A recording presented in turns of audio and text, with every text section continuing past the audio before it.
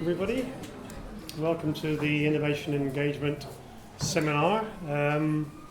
We have Richard Guise with us tonight. Richard is former course director of the University of West of England MA Urban Design course. So all you MA urban designers here, this is what you've missed in a sense, but not tonight. So Richard is a chartered architect and town planner. He's very well known really for his work with English Heritage and English Historic Towns Forum, and he's done a lot of consultancy work throughout the south and west of England really for all sorts of people. The Forest of Dean Design Guide, for one example, probably closest to us, and he continues to work in consultancy and continues to do some teaching at UWE when he gets the chance. He's really best known for this excellent book, Shaping Neighbourhoods, which is, I guess it's really in its fourth edition now. Well, certainly second and counting. But yes, it's going back to, if you go back to 1996 and the sustainable settlements, then this is a book which has matured really over the years to become a very, very useful primer on sustainable development. And Richard's really responsible for the urban design component of that, which is a very significant but very, very carefully integrated element. So I think that's his particular claim to fame. He's talking tonight really about something which he's really been teaching and practicing for many years, which is about how you communicate design and the special language of design and how difficult it is for other people to pick that up, and how important it is that we have a common language. So the title, Beyond Ticking Boxes, is about really the language of urban design. And it says in the blurb here, he's going to discuss ways in which the design process might become more transparent and the dialogue of design more creative. And he's going to do that in the context of localism, which is a very, very important dimension of planning, particularly in England, but of course it is by default really the same story in Wales. So welcome, Richard. Thank you. Well, good evening, and thank you, John, and the Centre for Innovation and Engagement, and to Carl as well for inviting me. It's good to be with you. I think this talk is certainly about engagement, which is part of the name of this centre, and whether it's innovative, I'll leave that for you to answer. Certainly it's about a reassessment about our dialogue with design. I think we need increasingly to talk about design, professionals and communities and professionals and politicians and professionals with each other.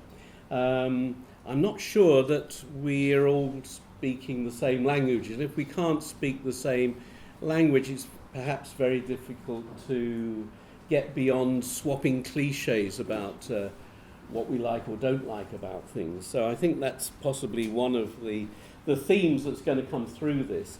As usual with myself, I've probably got far too many images for the time allotted, so at times I'm going to go bang, bang, bang, bang, bang through them, and then I shall stop at places with the hope that we'll all reach the end in a coherent way a bit later on. Anyway, let's have a go. Now, let's just see. First of all, it's great to be back in Cardiff. The big spaces and the new spaces and the established spaces, and for me, the intricate spaces of Cardiff, which I really love. So good to be here and to look at those again and be there. So big up for arcades, basically. Design.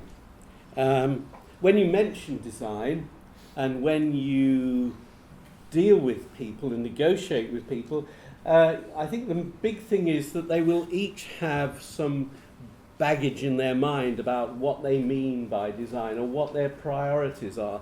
And if we don't understand what we're all talking about and where we're all coming from, then it's almost certain to be a dialogue of the deaf or, unfruitful.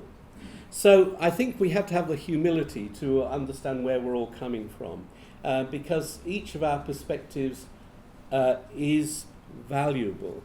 And in this little cartoon I've done, there's people in the back room there, or the ante-room, called the building users, who rarely get a place at the top table, and even fewer perhaps the passers-by who wonder what all this stuff is about. There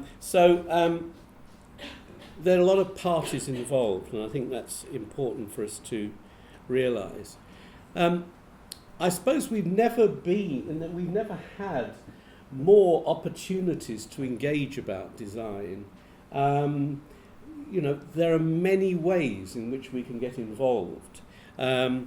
Inquiry by design. I think you had the Prince's Institute last week, and they have very much promoted the idea of inquiry by design. There's design review. John and myself are on the Bristol Urban Design Forum, which is, I think, of course we would think, it's valuable for developers and architects to be able to talk about their proposals before they get to inquiries. There's public inquiries that I've been involved in. There's pre-application consultations, which I think are extremely important, and the list goes on. Design guides and briefs that I've been involved in a lot. So there are many ways in which we can get engaged in the design process. How successful it is? Well, some better than others, but I still think that a common language we need to work on much more. So we've all done this stuff, death by post-its, really. You put in exhibitions and you get people to say what they want. One of the more rewarding exercises that I was involved in is this one, where through the Architecture Centre in Bristol we worked with some tenants on the remodelling of their estate, and we sort of we took over, with permission, a vacant flat, and we met with them over, I guess, about 6 months on a weekly basis and talked through things, and we had Lego sets and all sorts of things. And initially, not surprisingly, they were a bit wary of us, and we were wondering, whether we were going to make a difference at all. But the fact that we had this continuous dialogue, the fact that we weren't going to be parachuted in and then parachuted out, but stay with it, was important. And I think it was an extremely fruitful experience for us all. I learnt as much as I'm sure they did. But they also got it about design and urban design. The idea of frontages that address the street and private gardens that were private and things like that urban design talks endlessly about. It's only common sense, of course, but they got it very quickly. It isn't rocket science. I think very often people think that this design thing is somehow, very complicated. Well, localism. In England in particular, it's obviously been pushed by the government. We are getting in the professional press people saying, I wonder if this is all that it's cracked up to be. Is this a chance for people to push a particular NIMBY point of view, or that the outcome of this article was a lot of people came up to the people on the stage and said afterwards, I didn't want to I felt intimidated by putting forward another point of view because there were some very articulate people who were taking over this meeting. I think, though, even though I'm standing behind a table, you know, I've got a suit, I've got grey hair, and, you know, I'm talking to you, I'm going to say that always isn't very good medium if you want to get a proper dialogue, because you're setting yourself up as a stooge, you know, and if we were talking about the need for some sort of design that was appropriate or not, you're almost certainly getting a kind of antagonistic setup. So the more you can do another format other than, you know, people standing on the stage and talking with people, the better. But, you know, I think we're into a reassessment about localism or neighbourhood planning has got to really make a difference for all concerned. Being very ancient, I remember the biker development in Newcastle on Tyne, and the big innovation there wasn't necessarily the buildings, although they were innovative, but the fact that the architects took over, of all things, a funeral parlour, and they set up their studio in the area that they were designing for and with. And the authority was also very enlightened in decanting, that was a word that was often used in those days, streets into particular housing groups, so that, you know, people weren't what should we say, sort of alienated by not being feeling part of their community. So, you know, it did work. In fact, a lot of things that happened, of course I'm going to say this, in the late 60s and early 70s had the germs of some good ideas which we kind of lost the plot about afterwards. And as if on cue, as if this really was put together with a sense of argument, in 1969, there was a report called the Skeffington Report. It was called People and Planning, and it was about participation and how we could create a dialogue with people. And it was a bit clunky, but it did put on a local authority the duty to consult and involve people. And a very young Richard Guise, finishing his dissertation in architecture in 1970, produced a thesis rather pretentiously called The Language of Involvement. And here I am still plonking on about it. And a group of us students went up to, we had town studies at Kingston where I did my architecture, and we went back to this town, this unsuspecting town called Berwick-upon-Tweed on the borders of Scotland. And we did an exhibition about trying to excite people about design and planning issues in the town.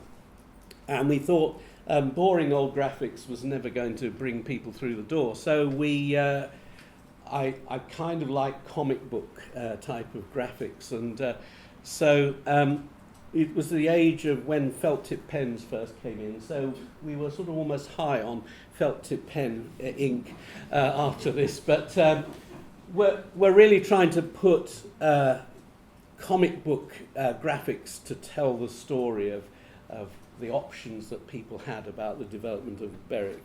And you know, we've got people interested in setting up a civic society and all sorts of things. Anyway, I guess I'd found my niche at that time, and I you know, many ways I've been plonking on ever since about the same sort of things. The other thing I've been involved in is town trails and charts about towns, and the Civic Trust were rather keen on this one and said it was a good sort of pointer to how you could engage people. But if you don't engage people, they're not going to start to be involved in the dialogue. So you've got to start the ball rolling that way. I've been through so many exhibitions, and they're like the pages torn out of a book. You know, there's miles of endless text and meaningless maps. So I guess I quite like drawing, and therefore I think this thing about drawing is a very good way of communicating, and I have found people particularly interested in this. Anyway, enough of me. That's the end of that one. We have no shortage of design policy and advice. I mean, almost one policy is tripping over another. I mean, there's just too much now. It's all saying very similar things. It started again back in the late 60s, didn't start there, but I'm going to start there, with something like space in the home. And I start there because a certain gentleman called Mr. Heseltine, when the government came in 1979, said, we want to get rid of red tape. Planners are stifling development. You might recognise those phrases. You know, things like regulation about the amount of space needed in a house was fettering the market. And they got rid of this manual. But I think, although some architects hated it because it was telling you what to do, in another way was very good in saying, let's build houses around people and the activities that go on in houses, and make sure that the houses are and the spaces are big enough for people to do the things that they need. Plus, it recognised that houses were built around people who were developing from childhood through teenage to elderly people, and thought that that was important and that houses ought to be adaptable. Anyway, that was all thrown away. But interestingly, in the last 2 or 3 years, a number of local authorities are having to reinvent housing standards. London has a design guide which is based on things like space in the home. A number of authorities are doing that because it is a way of ensuring that we build around people. Because we do have in this country some of the meanest space standards in Western Europe. And so we do have to say there must be an irreducible minimum. We can't just keep on cutting down and cutting down. We all know that in show homes, for instance, that they have the smallest types of furniture so that the house looks reasonably large. You know, so that we're kidded into thinking that we've got bigger homes than we have. In Wales, Planning Policy Wales, we're talking about this no shortage of advice and policy on design. It quite neatly encapsulates the aspects of design, not only through text but this diagram, and makes the point that design has many different aspects. I think always we have to think the other way around and say, okay, I've got all this stuff, and then I've got this plan in front of me. How do I make sure that the plan in front of me in somehow, is a good design or not? So we've got lots of tick boxes. We've got lots of checklists. You know, it literally is almost death by checklist. You know, that if you could build a built environment through checklists, we've got it all. But is that it? In a way, design is more layered, is more complex. There's always more than one way to achieve design. And we need to ask the right questions of the designer. Over the 7, the National Planning Policy Framework has done a good cut and paste job with getting bits out of some design policy that's been around for a long time. I'm very glad that, for instance, they say things like, they still have that wonderful phrase that I've been flying the flag for a long time now. It said, design and planning are indivisible. It still actually says that in this in this very market-led planning policy framework, and that's good. I've underlined the sort of things that have been pretty familiar in design policy from government from the year dot. But I do wonder whether, if you are reading this for the first time, that you can, for instance, say, how would I know whether I've avoided unnecessary prescription? It's very easy to write that. How do you know that you've avoided unnecessary prescription? What does scale mean? Massing, etc. You shouldn't attempt to impose architectural styles or particular tastes, and they shouldn't stifle innovation.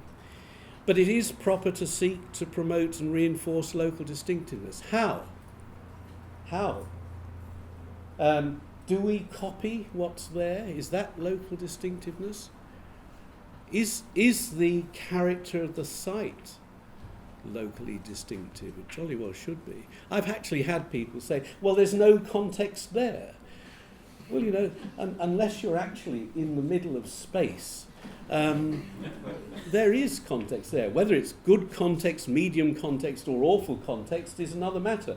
But there is context there. At the very least, orientation will govern the site. Slope, where you get into the site, the neighbours. There's hundreds of things that define context. And so on. So you always need to ask a question, how would I judge whether these words really are being brought into play? Now, National Planning Policy Forum, I'll just go back and say, it says local planning authorities should consider using design codes. And yes, they should. I'm surprised they put that in, because a design code is one of the most prescriptive forms of design guidance. I prefer them to say design guides. I'm happy that they say design codes, but I wonder whether they actually know the implications of what they're saying. A design code is rather like, it lays out the envelope of the building, the spacing between the frontages and all the rest, and that's very important in places. I'm surprised in this free market that we're considering using design codes. I'd love to take that to planning appeal. Anyway, there we go. The NPPF doesn't mention the sort of baseline study in England. I think it's probably slightly different in the Welsh context, but the baseline is this thing produced in 2000 called By Design, and it tries to define what design is about, an urban design, and although one might argue on the periphery, we got it, it's good, but I was at another conference and I said it's just unbelievable that the NPPF doesn't mention this core document when talking about, how to judge design. And a very, how shall I say this, a very eminent person in the RTPI hierarchy said, yes, I was on that panel, we should have put that in, shouldn't we? I forgot about it. So there you go. These things happen, but one of the things there is a glossary of design. In the NPPF, there is no glossary. It talks about all those things we've just said there, but it doesn't define them at all. The only opportunity could have been by referring to the glossary in by design, but by default it's not there. So, again, this is one for the lawyers, isn't it? It'll be fought out in many planning appeals. Going on from that to the many things that influence the design process, or should, is Building for Life, the Building for Life standards. It's called Building for Life 12. There was a previous one which had more questions about how to interrogate a design, but actually the questions weren't that brilliant, I don't think, and interestingly, these questions, although fewer, are better. Why were the other ones not very good? Well,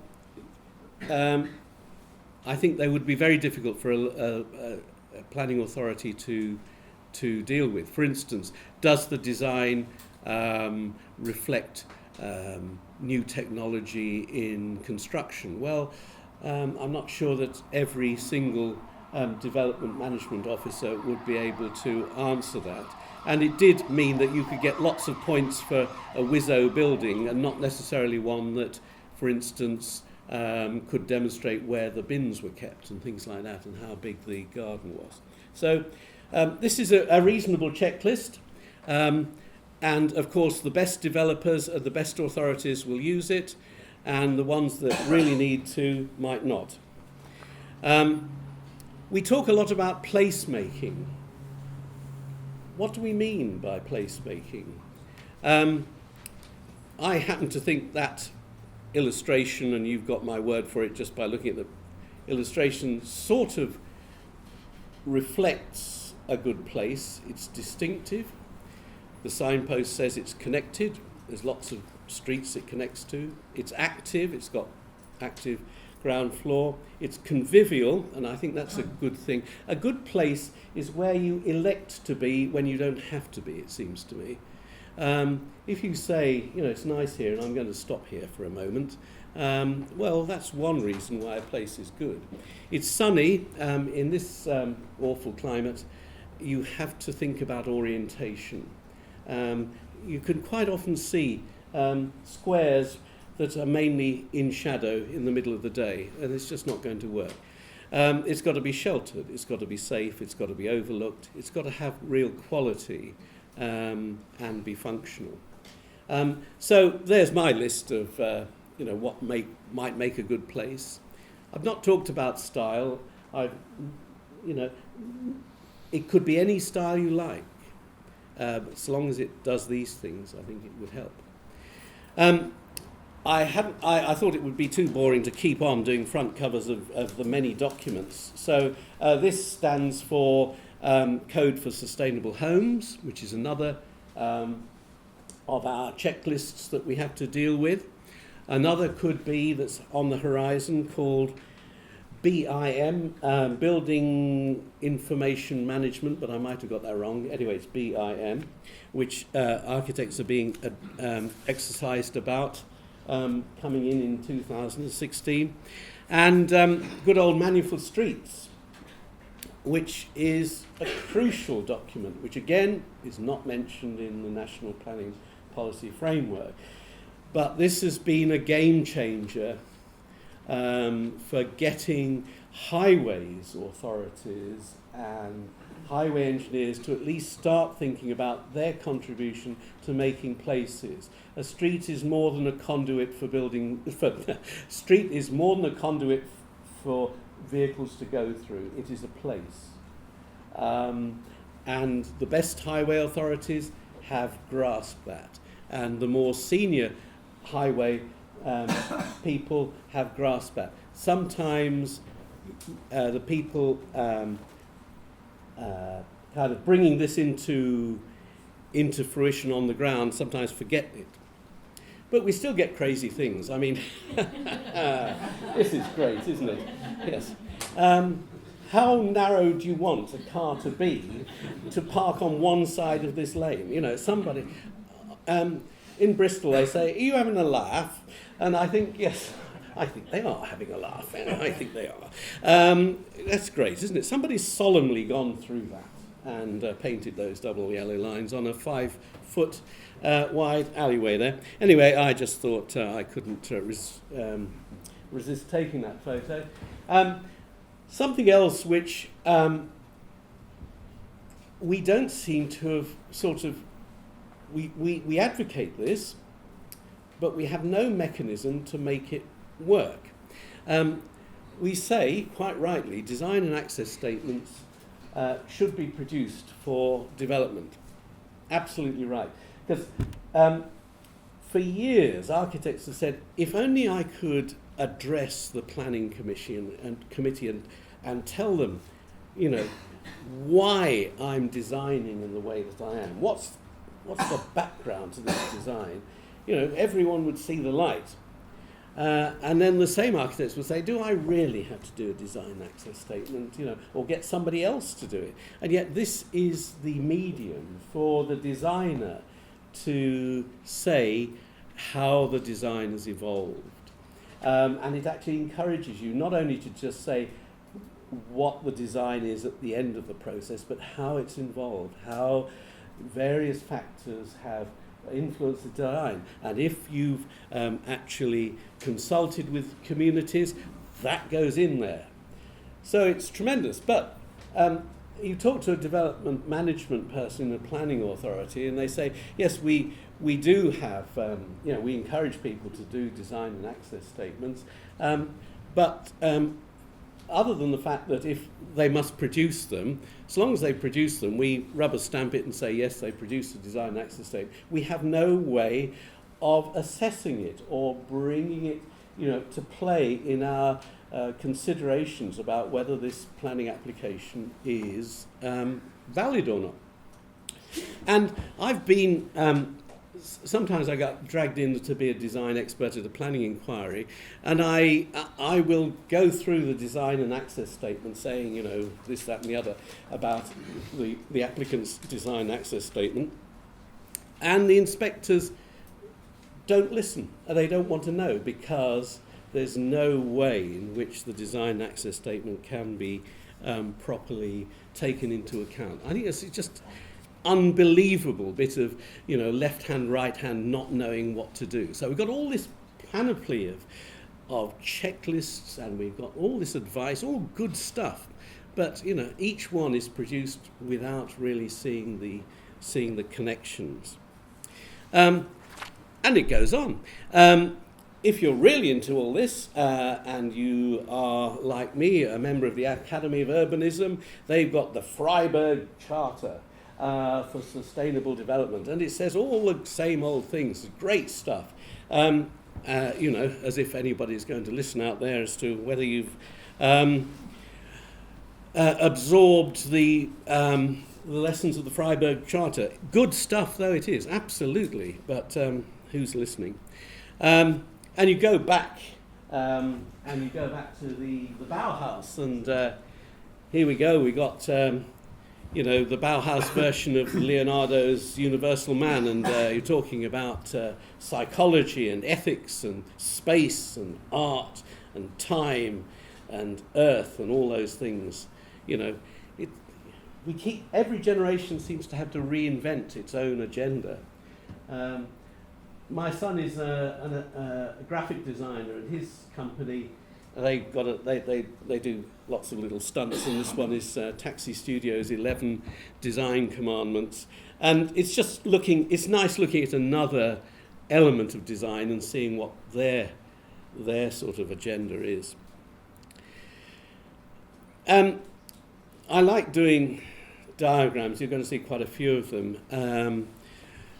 I'm sorry. And one is to try and sort of construct an idea of the design process. I've tried to do it as one, how I think I work, and how I think also we should work when I'm negotiating with designers on behalf of planning authorities. So it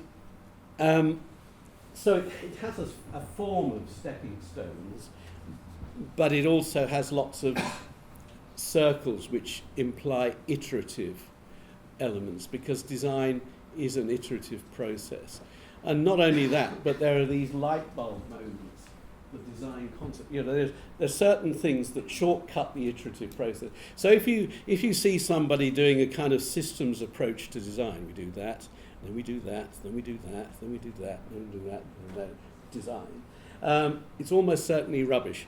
Even if designers say, for PR purposes, that that's how they do it. They really do it by, designers are very good at coming to a preliminary conclusion on minimal amount of information and then testing it and reiterating and iterating and getting through that way. So it's more chaotic. But of course we all have to be very solemn and say that it's definitely a rational process. So you often have to then post hoc sort of come up with this rational process. But if for those students amongst us, you're faced with this awful, the tyranny of the white sheet of paper, how do I start? Start often with bubble diagrams about what do we want and what are the key relationships between things. Don't try and think of shapes with buildings around them or anything else, but activities or priorities. Words again, words and relationships. Think in diagrams. We use some key words in planning as if we all know what they mean, but this diagram I did some years ago seems to still go the rounds, and the last time I showed this at a conference, a solicitor said, can I have a copy of that? Really, it would help me in some of the things I'm doing at appeals. I only say that because it's amazing that really we haven't taken apart some of these concepts that underpin so much of planning decision making. Character, we use it all the time. What do we mean by it? Does it mean the same in all places?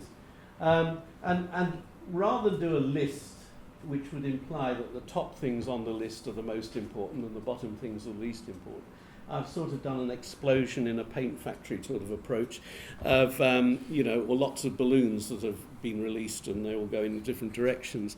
So there are things that are very spatial. There are things about how we use places and our memory about places. And there are things that are very urban designy about grain and topography and access and all this stuff. So, it's all of these things, but it's a different mix of things depending on what particular scheme or project or place you're talking about. And the same with quality. If we don't use the word character, we use the word quality. And some of our considerations about quality are the sort of things about we want a nice place. But as much as that, it's about management of the place, or whether we feel we're in control of it, or whether it's adaptable to our needs, or whether it's a good place 5 years on. It's very easy to produce a place that'll get you an award the day after it's built. There's nobody there, which is always good for architectural photos, and it all looks shiny. Whether it's 5 years later on a wet Tuesday afternoon, that's sort of perhaps better. Mixed uses. We talk about how wonderful it is if we can have mixed uses, but they only work if you've matched them to the place and the location. Estate agents say location, location, location, and with mixed uses, they have to relate to an appropriate location. Otherwise, they're not going to work. And we'll come on to that in a little while. But for instance, John was kind enough to talk about shaping neighbourhoods, and this was a sort of diagram in there saying, is there sufficient critical mass of population within 400 metres? the amount of walking distance we're all likely to be able to stagger to to the corner shop. To support the facilities, there's a direct relationship between people and the facilities that are close to hand, and it's an inescapable. And if you haven't got them and they're not visible and they're not on a bus route or not on a walking route, it's not going to happen. And so we have to face these things. And the same with active frontages. Can they work, and where do they work, and what do they do? And the perimeter block. I mean, all the urban design students are sort of cut their teeth on perimeter blocks, and there are some urban design courses which make this very much a shibboleth of what urban design is about. Being a sort of messy type of person, I think I have a qualified view about perimeter blocks. And this is where I bring in one of the key words, is where they're appropriate. The appropriateness rule is crucial. And orientation is important. I've seen people draw perimeter blocks. And you think, would you really like to live on the ground floor of a 6-story block and facing northeast-facing internal corner, where you never get any sun, and the next person is less than 20 metres away? And you think, don't draw it if you wouldn't like to do it. You've got to imagine yourself in these things. So, yes, they're good, but let's manipulate them to the orientation, to the contours, to the routes. So there we go. I suppose these are just examples of the way in which we have words and we need to explain what they're about and how they're to be used, and the pros and the cons. And the idea of townscape and the way that we can arrange built form to produce certain sorts of effects. There was a time, probably in the 70s, 80s, when in planning schools, if I dared show things like this, Richard, you're just hung up with the picturesque aspects of urban design, and what a hopeless person. But I think that people actually respond to good townscapes. You only had to look at all the travel brochures, and about the third thing after the description of the monuments spend 3 days in this city or the other city. They talk about wander down the cobbled streets of so-and-so and this sort of thing. There is something there's a shorthand about townscapes that we all respond to. Buildings actually play a role in the streetscape. And this is a good way to get designers to think beyond the site. What role does your site and your proposals play within the wider townscape? Does the building maintain street continuity? Does it terminate a view? Does it create a key corner? Is it a key group? Is it a landmark? Does it enclose a backland site? Does it create an edge? Or what other role does it play? That usually stumps designers, and it's a shame, because quite often I say, well, what's the big idea? What's the big concept behind this design? And when you hear somebody say, well, we had to stuff, 15 housing units on the site, you think, oh, we've got a long way to go yet.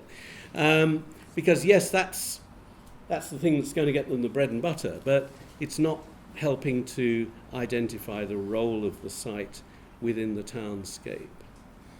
And now, quite rightly, we're enjoined to think about, getting passive solar gain and passive energy into our houses. That doesn't necessarily mean you have to rigidly make every building face absolutely due south. Certainly, if that militates against creating good streets and good places, And the diagram on the right-hand side suggests that with a bit of manipulation, you can generally face within 30 degrees of south, which is still fairly optimal, and create decent streets and places. I'm a great believer in the word "and." We're very either or. Either orientation or making place making. Why can't we do both? We've just got to be a bit clever, haven't we? This diagram came out of the shock and horror that I was negotiating with developers for trying to get some space in between the parking area and apartments. And they would show quite solemnly on drawings that you could park right up against, perhaps about a metre away from your bedroom window or living room window. And I said, surely there must be some sort of policy against this. This is crazy. And the planning authorities say, no, we haven't got anything. And I've been in inquiries where they've more or less said that. I've always tried to say in design guides that I've done well. I shall draw it until somebody tells me not to. And this is just a way of saying, absolutely have a minimum amount of space between your apartment window and car parking. And I've had developers say quite solemnly to me, well, we can allocate that parking space that you don't like in front of that person's living room and say that's their living space. And you say, is that it? A parking space in facing right onto your living room. But anyway, privacy by design. There's privacy by dimensions, and planning officers like that. Is it 21 metres back to back? Yes, that's passed. No, that's out of it. But if you've got just this magic dimension of 21 metres, which comes from really the Tudor Walters report about 1909 or 1919, sometime like that, that really means that you're locked into a suburban type of development pattern. So my view is you either produce privacy by dimensions, which gives you a suburban type of layout, which is good for suburbs, or privacy by design, which means that the designer has to demonstrate, that's a key word, has to demonstrate that they can provide visual privacy by being clever, which is what we want designers to be. Where you put windows, how you orient the house, you can achieve it in so many different ways. Of course, it's much more difficult for development control officers to police. But I think the answer is you, the designer, demonstrate that you've got adequate privacy. Things like frontages, they mean something in terms of the character of the street. We can produce privacy by all sorts of means, by different sorts of changes of level.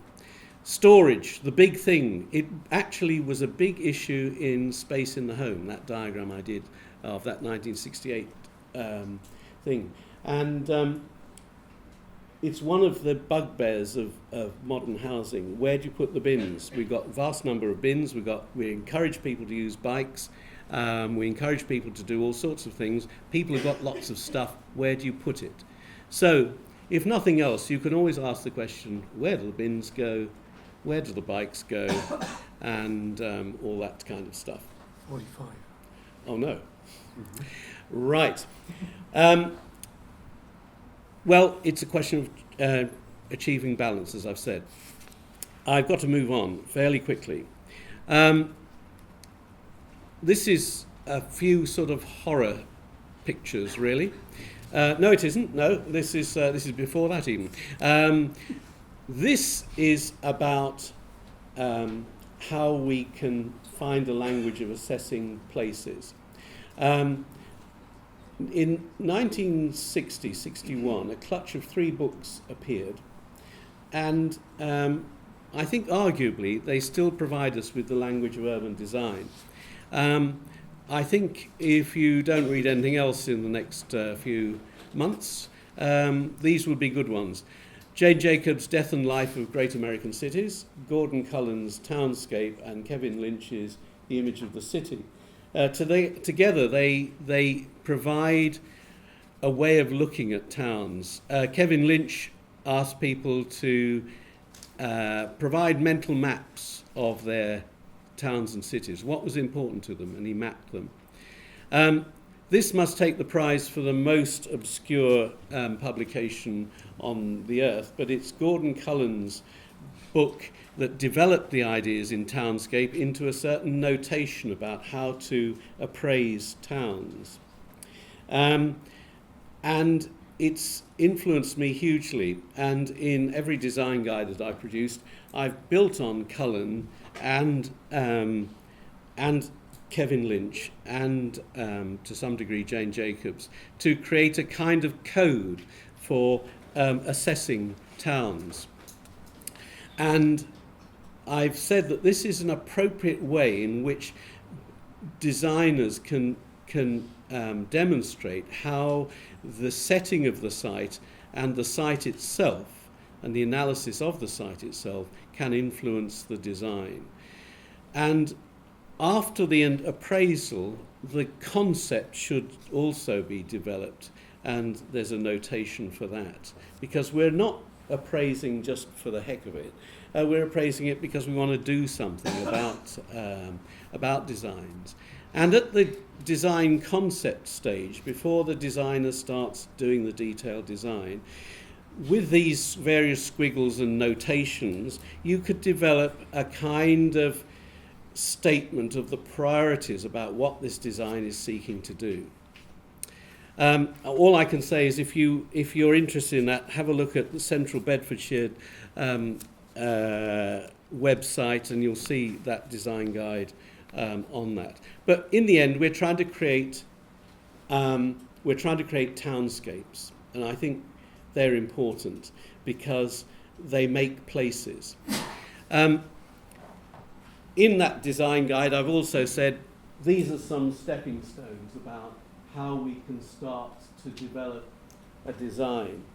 I've got no time to say anything about that, but I hope that some of the headings do at least give an idea about what it's about. But anybody can create these symbols. This is another design notation for analysing neighbourhoods, and you get this sort of appraisal. But the great thing is that people get engaged by doing it because they work in groups and they discuss things. And you get these little knots of people saying, well, would you say that was a major landmark? Would you say this is an intrusive element in the townscape or whatever?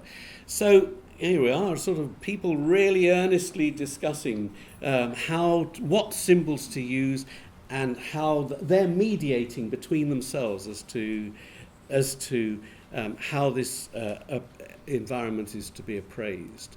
And we can start to look at typologies from that, and the important things like boundaries as much as anything else.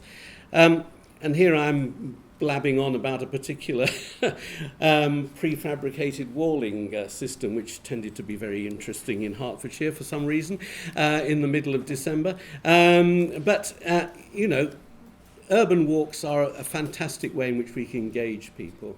One of my many sort of pet interests is traditional street paving materials, of all things. And here I am sort of engaging folk in Oxford about some paving that they were worried was being lost in various street schemes. And we did an exhibition in the end based on the sort of notations that are here. It really engaged people about what was valuable in their hometown. And from that I've developed other notations about recognising important things in the streetscape. Things that just people think nobody cares about, but they do. They get very engaged about it. And from that, developed workshops where we've had a street mason describing how to actually lay good paving and things like that. So it develops into not only just identifying what's important, but how to do it well in the future. And this comes from some illustrations I did for the English Heritage Guidance, Streets for All. Because I think there's a language of street design, and if we ignore that, we kind of do lots of funny little fiddly bits in the streetscape just to make interesting patterns, but it's not very meaningful. Here's another little group I'm taking around, trying to get people interested in a period of architecture which at the moment is not really valued, but the post-war new towns are at a very crucial stage. Do they get destroyed in being redeveloped, or is there stuff there that's a good bit of civic design that's been unrecognised? So that's a particular thing I'm involved in at the moment. It's to do with, for instance, what I'm doing is doing town trails around it. We're doing a film about it, getting 20th Century Society interested, English Heritage thinking about listing, local authorities not so keen because they think it's standing in the way of development. But there's stuff there that, you know, it's love it or lose it. And this is at the same pivotal stage as 18th century townscapes were when John Betjeman and people like that were campaigning for their conservation only a generation ago. All the time we're having to reassess the design issues for every generation. Just very briefly, these are some sort of things that we just have to ask ourselves. This is a master plan, the outcome of a master plan in Bristol, which is predicated on creating huge vistas, view vistas to the cathedral. My view has always been, if you go to any cathedral town, what's great is the views open up as you move through the town. They're not all given to you, served on a plate like this. You have to explore, you have to engage with the townscape to get to your end result. The Victorians were good at destroying everything around the cathedral to open it up. Beware of people wanting to open up things. Why? And in the end, what do you create? Sterile streets. This was a huge boulevard to those very distant masts that you can't see here of the Brunel ship, the Great Britain. So what? All that development, with a great big bulldozer to create a Haussmann boulevard to what? So you just wonder, is it worth it? We like icons and iconic buildings. Beware of what you wish for, really. One icon in front of another. There's Southwark Cathedral and there's the Shard. We must think about where it's seen from and where it isn't. At least this one does come down to the ground on top of a metro station, which is good. There's people around there. And there's these big anti-downdraft shelters to stop that. But wow. When you're there, actually, it doesn't impinge as much as those photos would imply. Again, a ground-hugging icon building here in Birmingham, saving a lot of the familiar skyline there, and somehow I'm very ambivalent about this, but there you go. We do tend to be getting into a sort of childlike handling of elevations. Do they really respect the grain and the intricacy of the existing streetscape, or do they threaten it?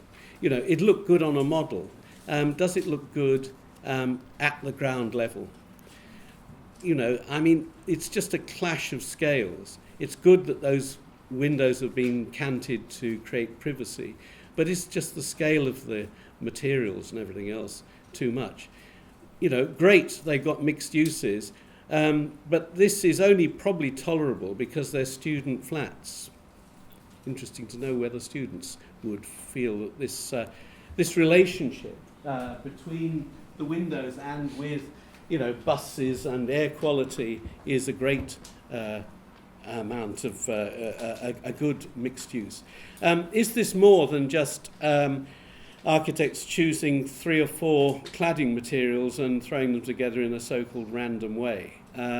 Is it just a boring building? And has there been proper attention to the air handling on the top? No, it hasn't. They're just boxes on the top.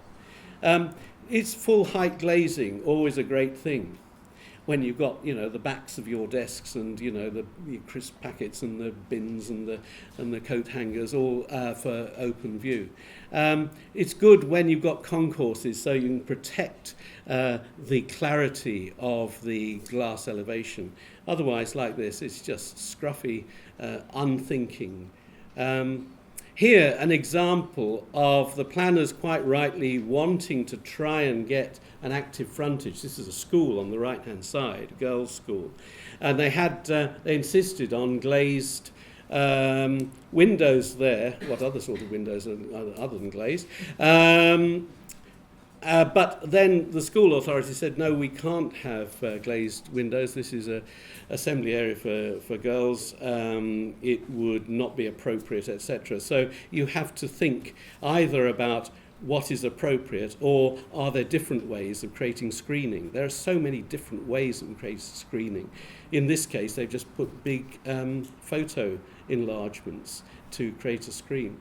And yet, on the right-hand side is that school that I've been talking about. The original school on the left has all the ways in which privacy has always been maintained, through fences, through high-level windows and all the rest of it. Great stuff. Pure form, yes, architects love pure forms. Does it do much for the townscape? Probably not. On the other hand, planners' obvious insistence on shop fronts, but is it a commercial street? Is it ever going to have shops there?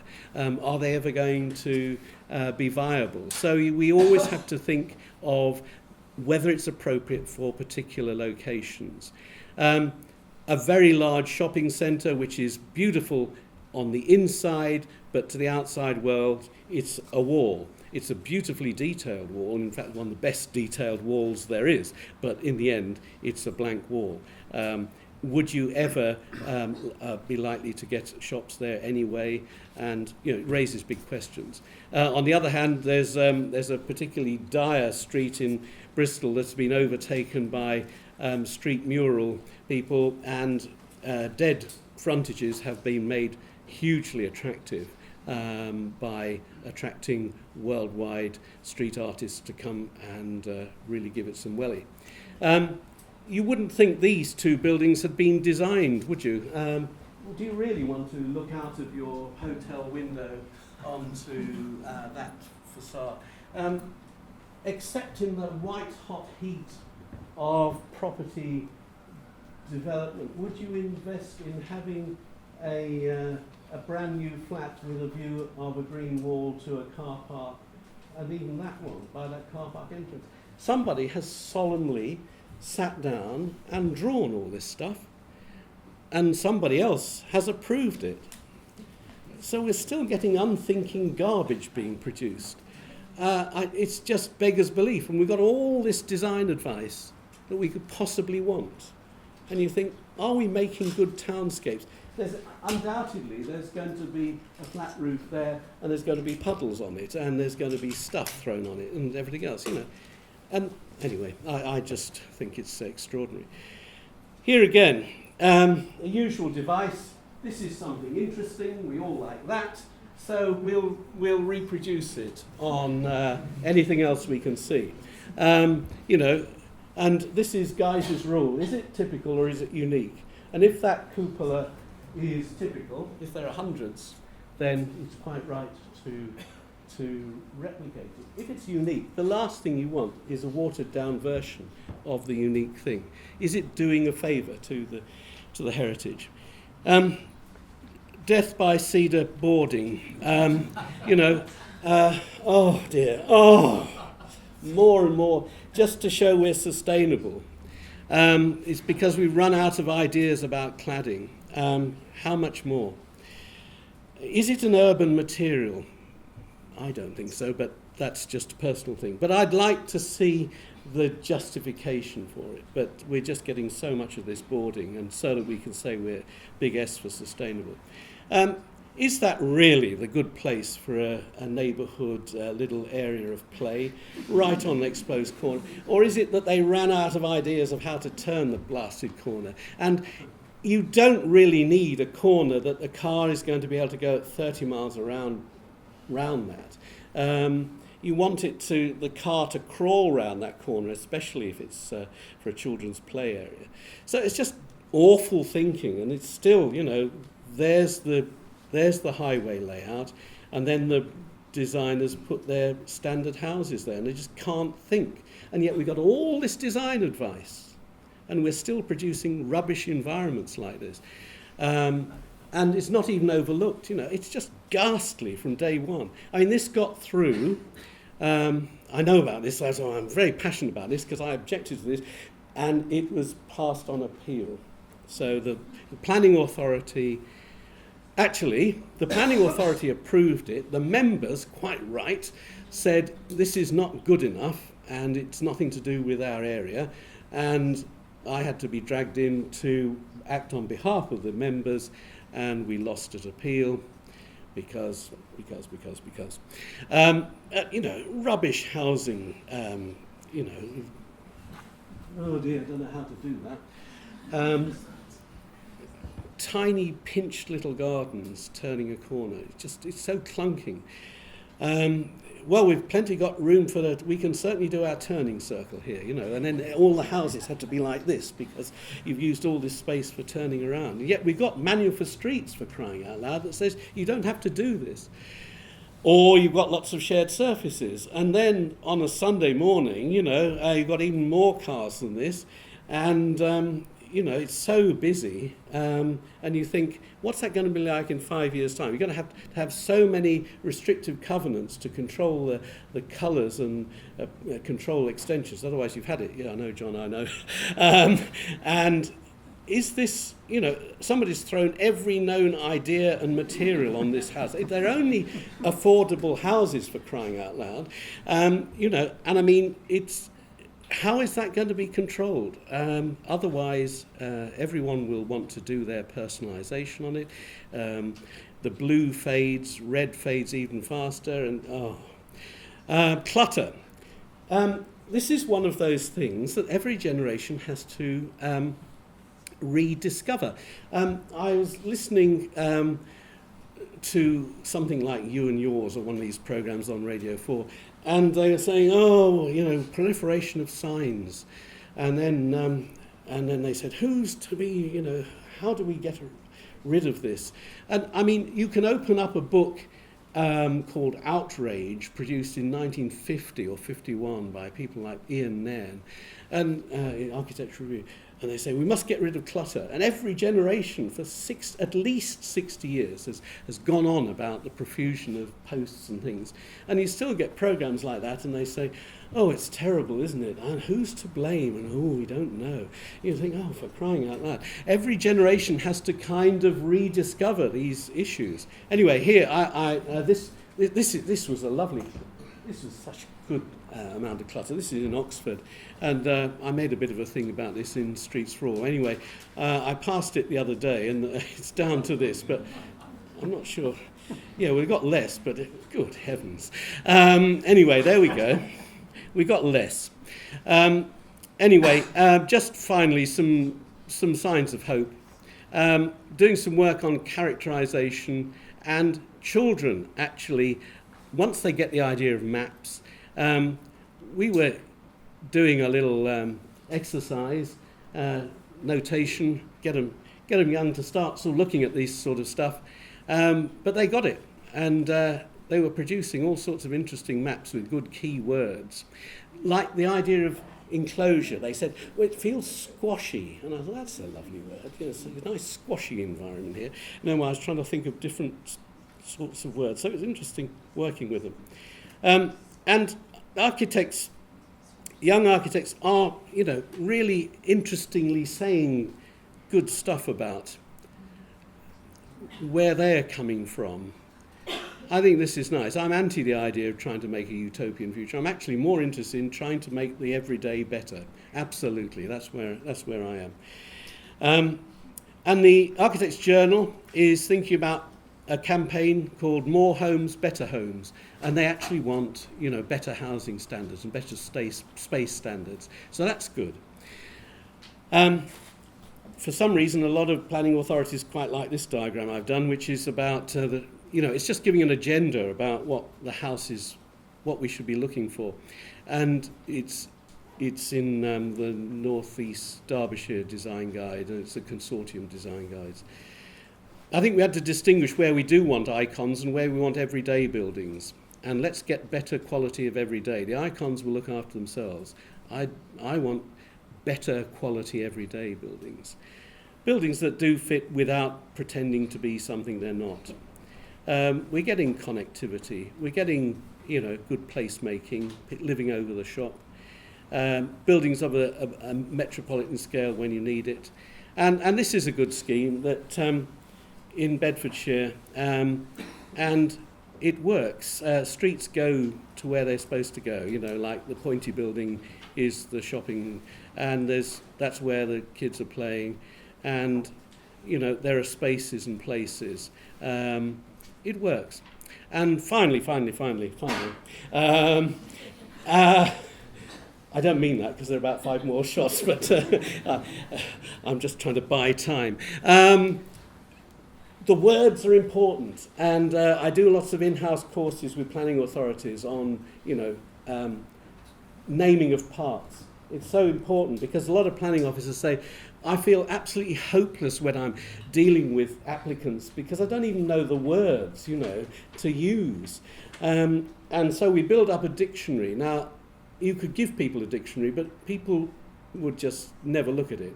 But if you build it up with doing a quiz, like a pub quiz format, we could do this, but we haven't got time. You'd remember it like this. The other thing I'm doing is trawling around with a colleague of mine around publishers to see if anybody's interested in doing a dictionary or a glossary about urban design that has useful keywords, then a high-level definition, then a little essayette about how it's applied, and some of my diagrams. Because I think unless we've got a common language, we can't really engage properly. So if we haven't got the words, can we express our aspirations? Do we have the words? And if we have them, do we know what on earth they mean? So apologies for vastly overrunning, but we got there in the end, folks. Thank you.